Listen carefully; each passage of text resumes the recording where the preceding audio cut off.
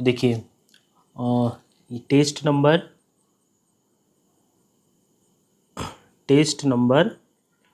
2 है ना, test number 2 का बायो का पेपर है। कौन सा टेस्ट नंबर 2 है? तो एल एन के डीएलपी का टेस्ट नंबर जो ऑल इंडिया में होता है उसका सेकंड नंबर पेपर है। ठीक है, डेट तो मुझे नहीं याद, ठीक है, डेट मैं इसके पहले वाला जो लेक्चर फिजिक्स का हुआ उसमें मैंने बताया है किस डेट का पेपर है। तो इसका हम लोग बायो के क्वेश्चंस और उसके डिटेल एक्सप्लेनेशन विथ आंसर की हम लोग इसको क्या करेंगे, डिस्कस करेंगे, है ना। ठीक है, तो अगर आपको थोड़ा सा भी आता है, इसमें चैप्टर कौन कौन सा है? तो रिप्रोडक्शन है ना, रिप्रोडक्शन, ह्यूमन रिप्रोडक्शन और प्लांट रिप्रोडक्शन। ठीक है, जो कि एनसीईआरटी 12th का पार्ट है, 12th के एनसीईआरटी का पार्ट है ना। Reproduction in flowering plant and human reproduction और reproductive health, human reproduction and reproductive health. ठीक है, तो ये 3 चैप्टर आया हुआ है। अगर आपको थोड़ा सा भी आता हो तो पेशेंस के साथ इसके जो मैं बताऊंगा उसको ध्यान से सुनना बस। अगर एनसीईआरटी हो एज पॉसिबल अगर हो सके तो अपने एनसीईआरटी खोल के जो जो पॉइंट्स मैं बताऊंगा उसको मार्क करते जाना, है ना।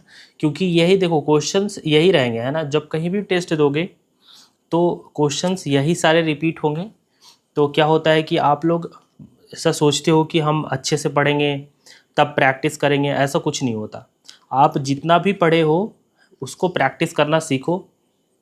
ठीक है, ज़्यादा से ज़्यादा टेस्ट पेपर दो। अगर आपका 50% सिलेबस कंप्लीट हो गया है, 50% अगर सिलेबस अगर कंप्लीट हो गया है ना, तो आप टेस्ट देना स्टार्ट कर दो। क्योंकि देखो कंपटीशन बहुत बढ़ता ही जा रहा है ना। तो जब तक आप टेस्ट नहीं दोगे, टेस्ट दो और इम्प्रूव करो अपने मार्क्स को।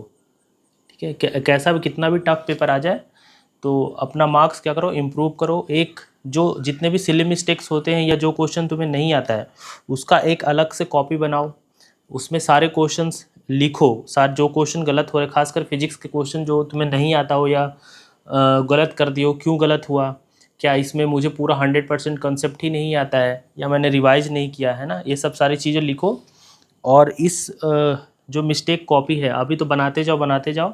लास्ट में जब फरवरी मार्च मंथ आएगा तो उसको ही अच्छे से रिवाइज कर लेना महीने में 1-2 बार।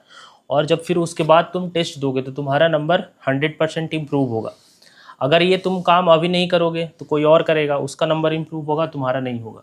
चलिए, ज़्यादा ज्ञान तो मैं दूंगा नहीं और ना ही देता हूँ, तो हम लोग स्टार्ट करते हैं। ठीक है, पहला क्वेश्चन हमारा कौन सा, 91 नंबर। 91 नंबर में क्या है, identify A to Z of the following figure and answer accordingly. तो हमें आइडेंटिफाई करके आंसर बताना है। अब देखो, मान लो कि तुमने अभी sexual reproduction in flowering plant नहीं पढ़ छोड़ रहे हो, है ना, तो तुम गलती कर रहे हो। मान लो कितना भी कोई नहीं पढ़ा होगा, है ना, उसको ये तो 100% पता होगा जिससे एंथर जुड़ा रहता है उसको हम लोग क्या बोलते हैं, फिलामेंट बोलते हैं, है ना। ये कभी नहीं भूलोगे अगर एक बार तुमने देखा भी है तो। सी वाला पार्ट तो क्या है, 100% फिलामेंट। इसमें सी पेटल है, ये गलत हो गया। इसमें सी स्टिग्मा है, ये गलत हो गया। अब हमें फर्स्ट और 3 में क्या करना है, सेपरेट करना है कि करेक्ट आंसर कौन सा होगा। अब देखो, फिलामेंट से जो जुड़ा हुआ पोर्शन उसके ऊपर जो लगा होता है ना, जो इसका लेबलिंग ई है, ठीक है, वो क्या होता है, एंथर होता है। तो इसका मतलब ये है कि ई वाला जो होगा वो एंथर होगा। तो ये ई स्टिग्मा नहीं होगा। तो हमारा आंसर क्या हो गया, 91 का 3। ठीक है, चलो अब 92 पे चलते हैं। 92 क्या है, ए टिपिकल एंजियोस्पर्म एंथर। अब एंजियोस्पर्म का एंथर कैसा होता है, मोनोलोब्ड की बाइलोब्ड। तो एंथर कैसा होता है, एंथर इज बाइलोब्ड एंड डाइथिकस। अब इसको तो डायरेक्ट याद करना है, इसको तो मैं कुछ नहीं कर सकता, है ना। ठीक है, तो इसको याद ही करना, बाइलोब्ड होता है, सिंगल लोब नहीं, 2 लोब होते हैं।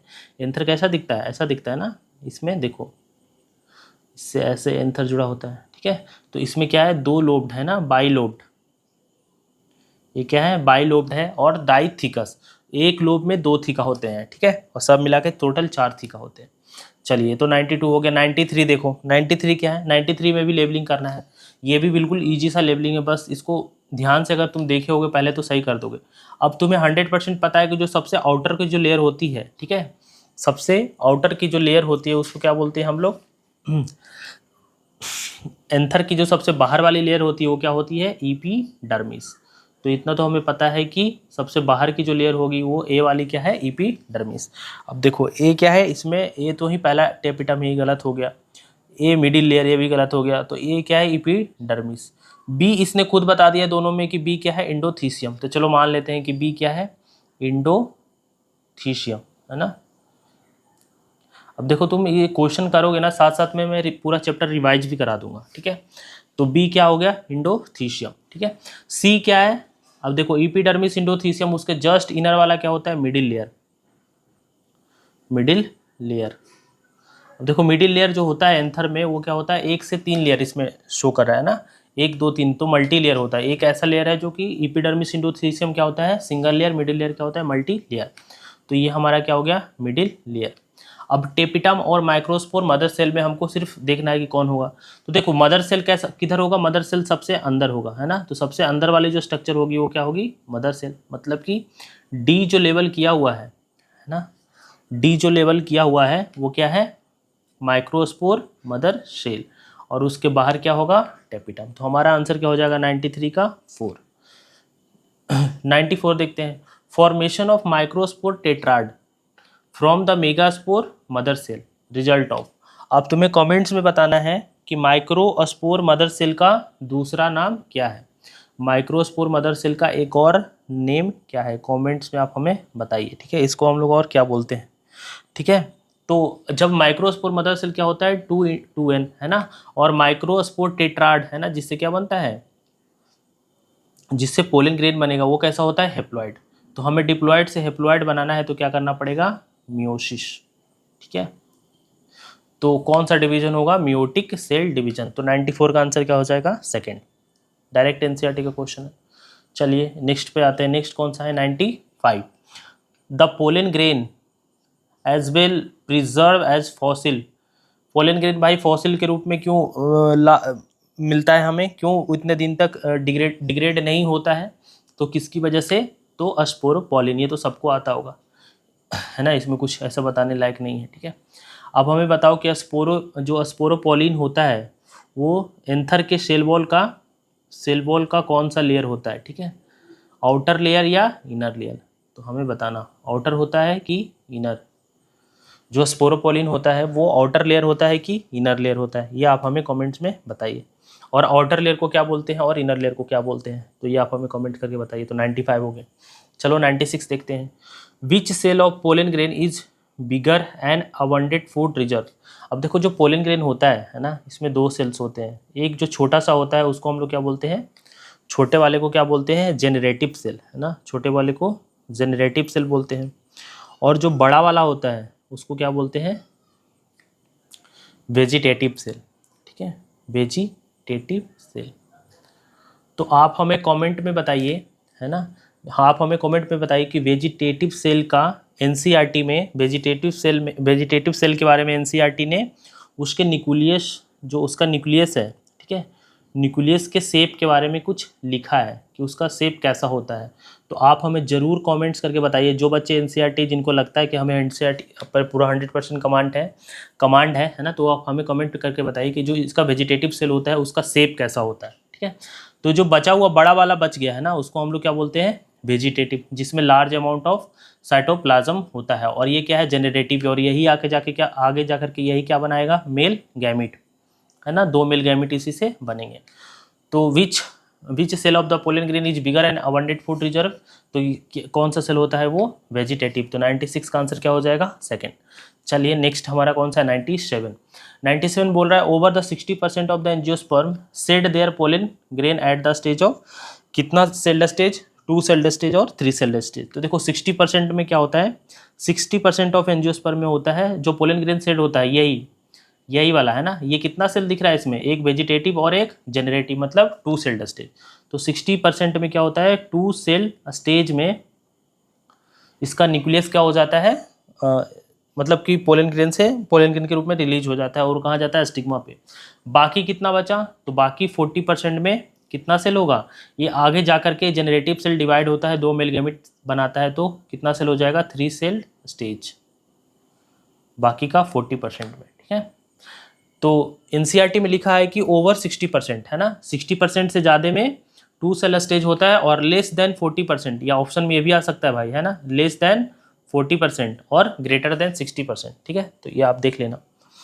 98 क्या है, the stock with joint ovule placenta, उस स्टॉक को क्या बोलते हैं भाई, जो प्लेसेंटा और ओव्यूल को कनेक्ट करता है उसको हम लोग क्या बोलते हैं, तो उसको बोलते हैं फ्यूनिकल, है ना, फ्यूनिकल। ठीक है, ये डायग्राम ओव्यूल का जो डायग्राम दिया हुआ है उसमें आप लोग देखना, सारा डायग्राम बताया हुआ है। तो आप हमें कमेंट में बताओ कि हाइलम का डेफिनेशन क्या होता है, हाइलम हम किसको बोलते हैं, किस रीजन को हाइलम बोलते हैं, कहाँ पे कौन और किससे जाके मिलता है जिस रीजन को हम लोग हाइलम बोलते हैं, तो आप हमें कमेंट में बताओ। 99 चलते हैं। हाउ मेनी न्यूक्लियाई, कितना न्यूक्लियस चाहिए, और are found in a typical female gametophyte of the angiosperm.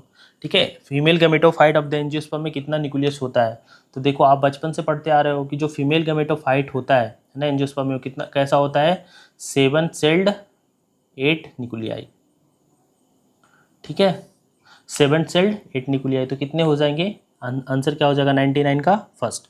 100 का देखो, 100 क्या है, egg apparatus, A typical angiosperm consist of, तो देखो एग एपरेटस कहाँ होता है, एग एपरेटस में क्या क्या होता है, तो एग एपरेटस में क्या होता है, ये तो होते हैं 2 सिनर्जिट और एक, इसमें क्या होता है, एक सेल, है ना, तो 2 सिनर्जिट और एक सेल, एग एपरेटस में यही होता है। ठीक है, बाकी इसके सेंटर में क्या होता है, ये जो बड़ा सा सेल दिख रहा है हमें तुम्हें, है ना, ये क्या है, सेंट्रल सेल, इसमें क्या होते हैं 2 पोलर न्यूक्लियाई, और इधर क्या होगा, 3 एंटीपोडल होगा। ठीक है, तो क्या होगा, एग एपरेटस, इसी को हम लोग बोलते हैं एग एपरेटस। ठीक है, तो एग एपरेटस में क्या होगा, एक 2 सिनर्जिट और 1 एग सेल, तो 100 का आंसर क्या हो जाएगा 3। 101 देखो, पोलन टैबलेट, पोलन टैबलेट को किस लिए यूज करते हैं, तो एंटीबायोटिक बनाने में नहीं यूज करते हैं, एंटीबॉडीज ऑफ द एनिमल ऐसा कुछ नहीं है ना, फूड सप्लीमेंट में इसको हम लोग यूज करते हैं। 102 नंबर क्या है, नंबर में which plant both autogamy and geitonogamy prevented, मतलब कि ना ही ऑटोगेमी हो और ना ही जिटेनोगेमी हो, तो ऐसा किस में होगा, तो ऑटोगेमी क्या होता है भाई, सेम प्लांट के सेम फ्लावर पे, है ना, अगर पोलन ग्रेन रिलीज हो जाए स्टिग्मा और एंथर के, तो उसको हम लोग बोलते हैं ऑटोगेमी। जिटेनोगेमी क्या होता है, प्लांट सेम होता है, जिटेनोगेमी में क्या होता है, प्लांट क्या रहेगा, सेम, बट क्या होगा कि फ्लावर्स डिफरेंट, फ्लावर्स क्या होंगे, डिफरेंट, तो उसको हम लोग क्या बोलेंगे, जिटेनोगेमी। तो दोनों नहीं होना चाहिए, ना ही ऑटोगेमी ना ही जिटेनोगेमी, मतलब कि मेल प्लांट अलग होना चाहिए, ये मैंने मेल प्लांट बनाया, और फीमेल प्लांट क्या होना चाहिए, अलग होना चाहिए। ठीक है, ये फीमेल बना दी मैंने, है ना, तो मेल और फीमेल प्लांट अलग होना चाहिए। डायोसियस कंडीशन, है ना, मोनोसियस में दोनों एक होगा, डायोसियस में अलग अलग होगा, तो मेल प्लांट और फीमेल प्लांट अलग होगा, तो ना तो ऑटोगैमी होगा ना ही जिटेनोगैमी होगा। ठीक है, कौन सा गैमी होगा, जीनोगैमी होगा, और ऐसा किस में होता है, डेट पाम में, है ना, खजूर में। तो 102 का आंसर क्या हो जाएगा 3। एक प्लांट और एनसीईआरटी में दिया हुआ है, एक प्लांट और एनसीईआरटी में मैं स्टार मार्क करके देख रहा हूँ कि डेट पाम के साथ एक और प्लांट है, ठीक है ना, उसका आप हमें कमेंट्स में नाम बताइए कि वो कौन सा प्लांट है जिसमें क्या होता है, जीनोगैमी, मेल प्लांट और फीमेल प्लांट दोनों अलग अलग होते हैं। ऐसा प्लांट आपने देखा भी हुआ है और आपके घर में भी मे भी प्रेजेंट हो। ठीक है, तो बहुत ही कॉमन प्लांट है वो, आप हमें बताइए। चलिए 103 पे चलते हैं। Which one of the following correct option regarding the apocarpous gynoecium. अब देखो एपोकार्पस का मतलब क्या होता है कि इसमें क्या हो, एपोकार्पस में क्या हो कि फ्यूज नहीं हो, सिनकार्पस में क्या होता है सारा फ्यूज, एपोकार्पस में क्या होता है अलग अलग। ठीक है, तो एपोकार्पस कंडीशन किस में होता है, तो देखो रोजेज में, रोज तुम देखे हो, रोज में क्या होता है उसका सब अलग अलग होता है ना, फ्यूज नहीं होता है, सेपल कार्पल्स। और किस में होता है, माइचेलिया जो अफीम होता है ना, तो एनसीईआरटी में दिया हुआ है अफीम में क्या होता है, माइचेलिया, सॉरी माइचेलिया अफीम नहीं होता है, पॉपोवर सेमनीफेरम अफीम होता है ना। तो माइचेलिया में एनसीईआरटी देखोगे तो सारा क्या है अलग अलग है, तो रोज में अलग अलग होता है, माइचेलिया में अलग अलग होता है, पॉपोवर सेमनीफेरम में क्या होता है सिनकार्पस कंडीशन। ठीक है, तो किस में होगा, रोज में होगा, लोटस में होगा और माइचेलिया में होगा। ये दिया हुआ है, ठीक है। तो 103 का आंसर क्या हो जाएगा 3। 104 नंबर देखो 104, which of the following condition that make flower invariable autogamous, मतलब कि सिर्फ और सिर्फ उसमें क्या होना चाहिए ऑटोगैमस, मतलब ना तो उसमें होना चाहिए जिटेनोगैमी और ना ही होना चाहिए उसमें जीनोगैमी। तो ऐसे कौन से फ्लावर में होगा जिसमें क्या हो फ्लावर कभी ओपन ही नहीं होता हो, मतलब कि टिल द सीड फॉर्मेशन वो दोनों मेल फ्लावर्स और फीमेल फ्लावर्स दोनों क्या होते हैं बंद होते हैं, ऐसे कंडीशन को हम लोग बोलते हैं क्लिस्टोगैमस।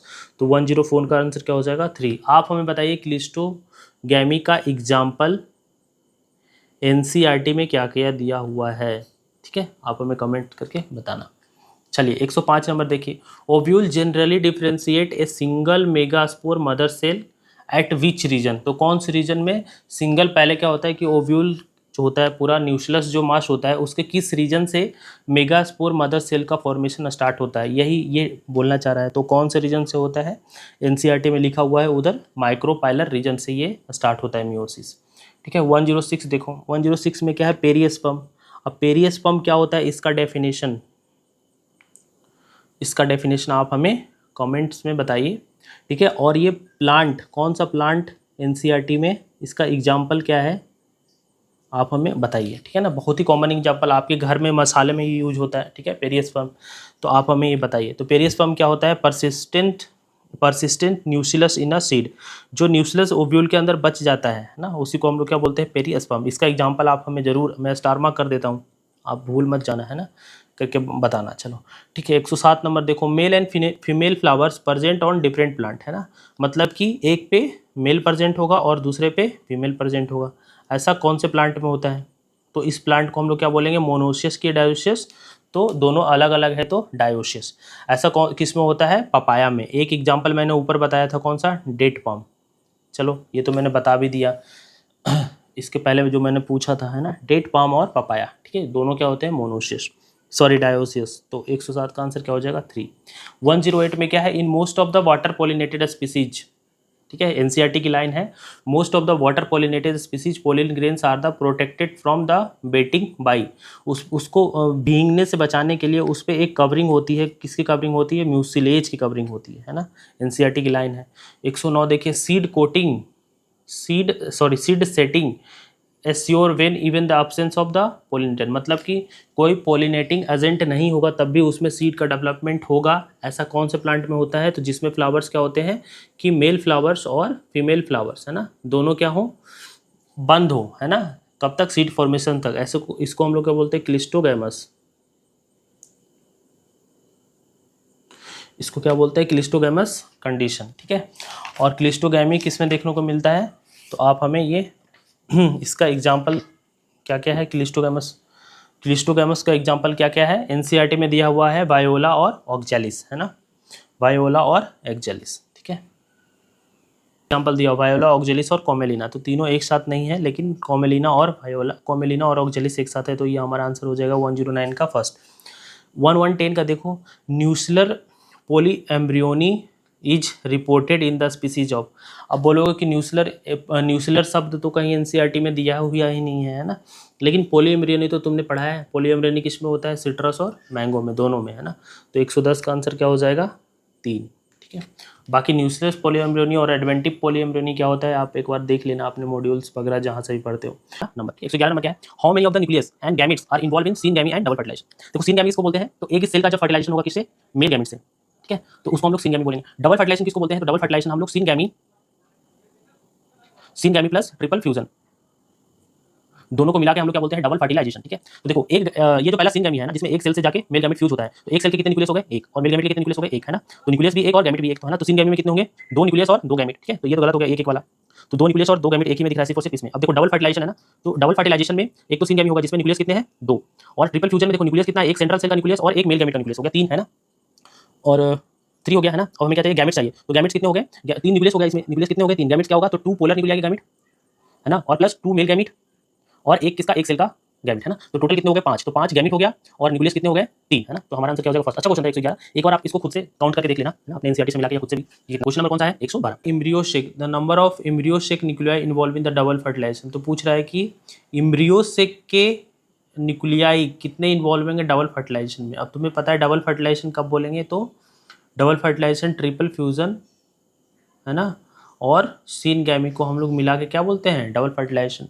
अब देखो ट्रिपल फ्यूजन में कितना न्यूक्लियाई इन्वॉल्व होगा, एक, और सीन गैमी में कितना होगा, दो, है ना। तो तुम्हारा आंसर क्या हो जाएगा कि सॉरी, ट्रिपल फ्यूजन में 2 पोलर न्यूक्लियाई होगा, है ना, 2 पोलर न्यूक्लियाई, और सिनगैमी में एक सेल का। तो हमारा आंसर 122 का कितना आ जाएगा, सॉरी 112 नंबर है ये, 111 और एक ये 112, 113,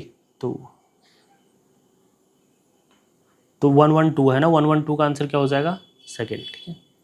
113 का देखो, 113 है ना, 113 का आंसर क्या हो जाएगा, इन angiosperm pollen tube liberate male gamete into, मतलब कि एंजियोस्पर्म में पोलन ट्यूब मेल गैमिट को कहाँ जाके लिबरेट करता है, ठीक है। तो ये कहाँ किससे इंटर करता है, सिनर्जिड वाले सेल से।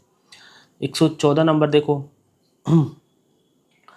114 देखो, 114 नंबर क्या है, endosperm completely consume by developing embryo in. अब देखो एंडोस्पर्म जो है डाइकोट प्लांट में, डाइकोट में क्या होता है, कंप्लीटली कंज्यूम होता है और मोनोकोट में परसिस्टेंट रह जाता है, ठीक है। तो ऐसा किस में होता है, डाइकोट कंप्लीटली कंज्यूम लिखा है ना, तो कंप्लीटली कंज्यूम किस में होगा, डाइकोट में, और ये सारे क्या है, मोनोकोट। तो हमारा आंसर क्या आ जाएगा, पी, है ना। तो 114 का आंसर क्या हो जाएगा, फर्स्ट। 115 देखो, in grasses and the embryo have the one large, अब ग्रासेस क्या है, मोनोकोट, ठीक है, ग्रासेस क्या है, monocot.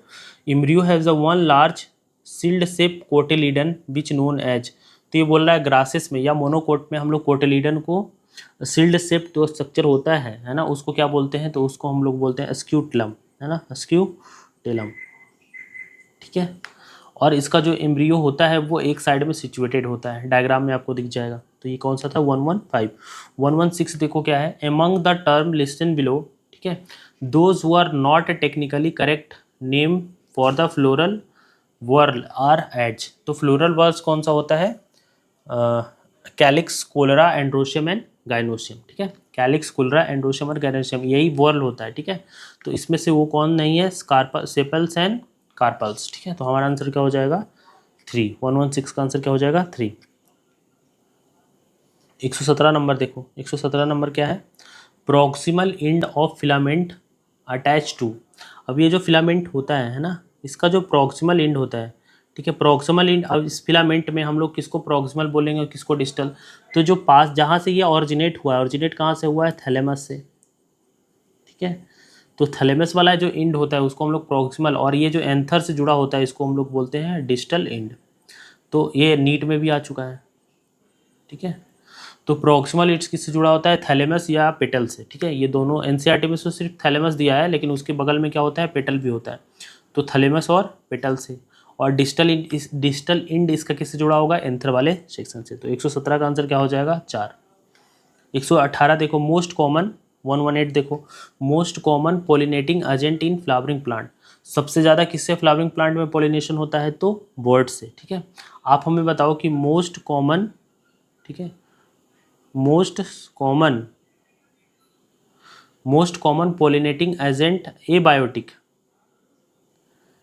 Most common abiotic pollinating agent क्या होता है प्लांट में, ठीक है, ये आप हमें कमेंट्स में बताओ।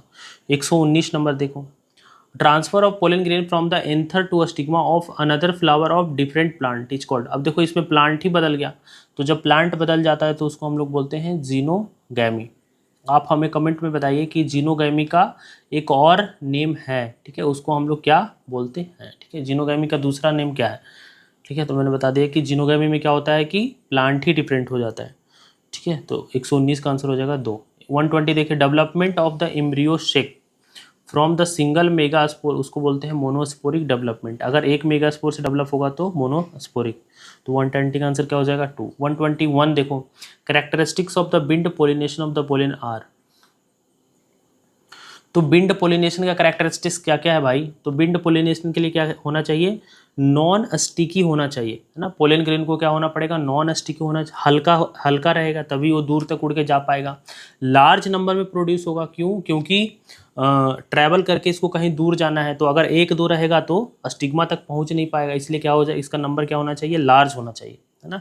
तो सारे ही चीज़ कर, इसके अलावा और क्या होना चाहिए, है ना, इसके अलावा और क्या क्या पॉइंट्स होना चाहिए आप हमें कमेंट्स में बताओ।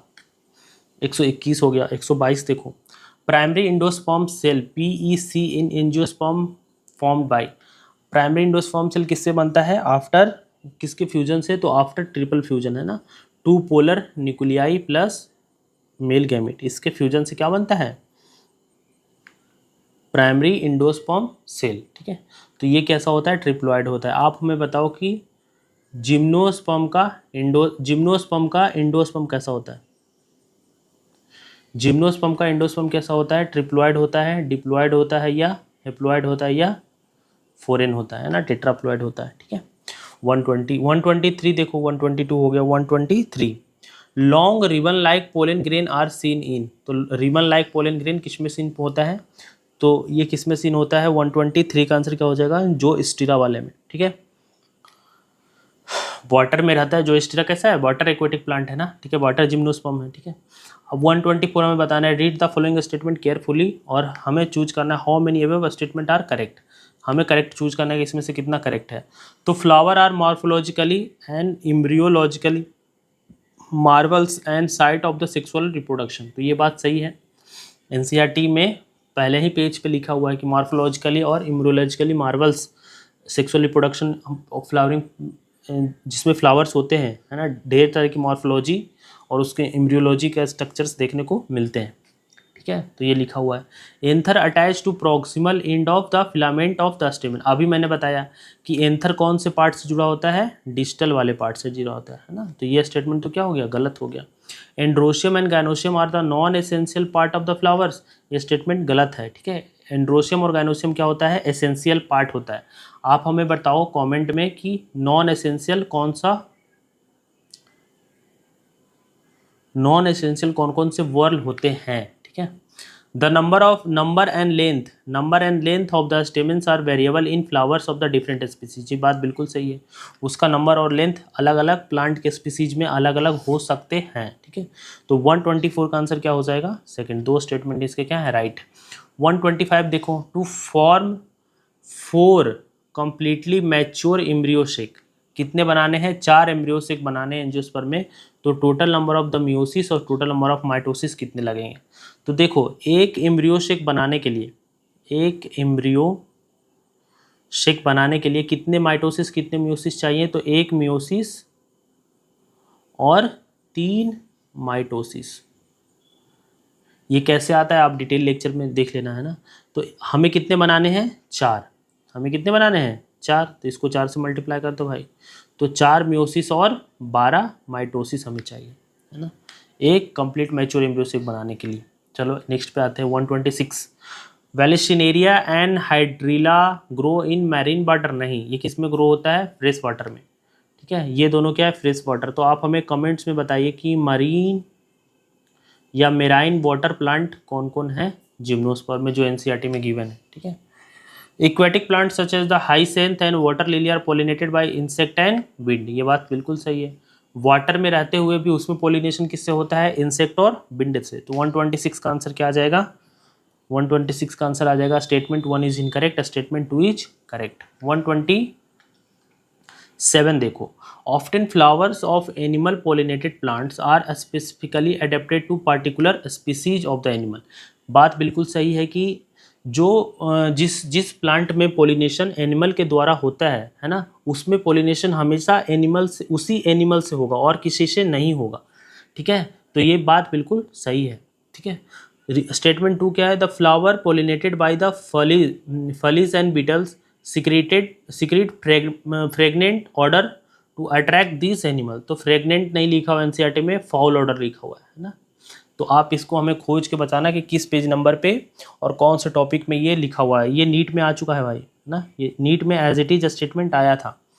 तो ये स्टेटमेंट क्या है? फ्रेगनेंट नहीं रिलीज होता है, फाउल स्मेलिंग ऑर्डर रिलीज करता है ना। तो 127 का आंसर क्या हो जाएगा? फर्स्ट इज करेक्ट और second is incorrect. Second statement क्या है?